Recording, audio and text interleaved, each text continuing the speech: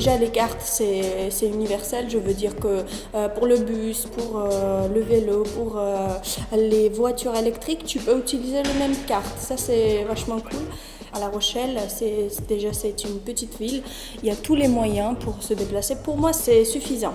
Mais après, c'est la nuit que ça pose un peu de problème.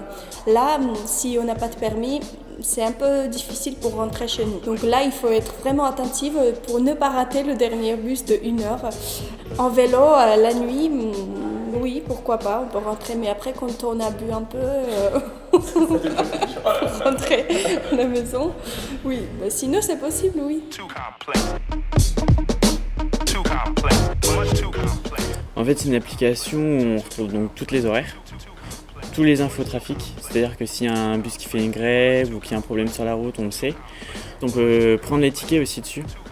Et du coup, je trouve ça vachement pratique parce que du coup, on active le ticket sur le téléphone et en fait, au bout d'une heure, il est fini et après, il n'y a plus qu'à en prendre une autre. On peut faire son itinéraire, c'est-à-dire par exemple si je veux partir du foyer et que je veux aller à Angoulins à une certaine adresse, quelque chose comme ça, il va me mettre de tel arrêt à tel arrêt, il faut que je reprenne le bus ici et que je m'arrête ici plutôt que la petite carte. Je trouve que c'est pas très compréhensible, je trouve que c'est rapide.